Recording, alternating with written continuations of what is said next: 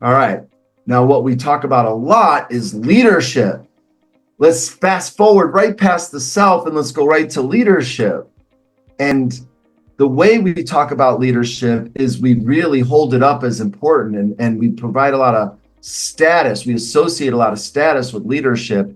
And the problem there, just like self is a fuzzy concept, and there's lots of people who talk about it, but there's just a lot of noise and a lack of clarity. The same thing is true with leadership. It's a fuzzy concept. There's a lot of noise. There's a lack of clarity, and yet we recognize it's important. And what I would say maybe on that is leadership should fall within the field of organizational development or something like that, maybe industrial organizational psychology or some areas like that. Unfortunately, leadership has been the domain of self-help, self-improvement, and the motivational speaking circuit, where they just have this general notion of whoever's the loudest and at the front of the room and calls the shots, which means they now have leadership mixed with authority. You know, even when they do something nice and call it servant leadership, it's still saying I'm an authority, and so there's still something to that.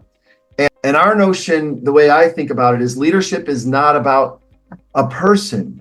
It's an activity. It's an activity someone can do. An earlier conversation on StrengthsFinder, where, the importance of activity and bringing our talents to them. Leadership is it's an activity, and we bring ourselves into the activity. But maybe we aren't always performing that activity of leadership. In fact, most of the time we're not. We're humans doing other things, but we call them a leader because they're in a position of authority. That's when we say leader, and now that's ironic to me. We don't say they're a leader because they're really good at the activity of leadership. We say they're a leader because that's the general term we use for take me to your leader, take me to the boss, take me who calls the shots. Well, that's authority.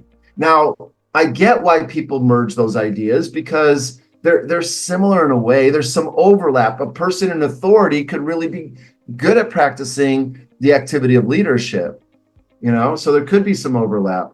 But certainly there's a lot of people in positions of authority that they are not good at the activity of leadership. And in fact, the way they get anybody to do anything is only by their authority. People would not follow them if they didn't have to, if it wasn't for the authority.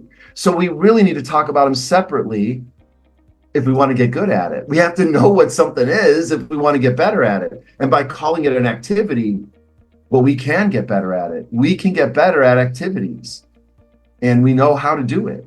We find out our talents and we apply those to the activity. We discover important knowledge. We learn knowledge that's related to the activity. It's kind of like why doctors have to go to med school, lawyers have to go to law school. You have to know the knowledge to do the activity. So there's knowledge related to leadership. There's a lot of junk about it too. Well, leadership of collections of people, organizations, families, or groups. So leadership is something that happens within a collective. And what's important about that is our society, a collective. Individuals are the building blocks of collectives, but collectives are the building blocks of society.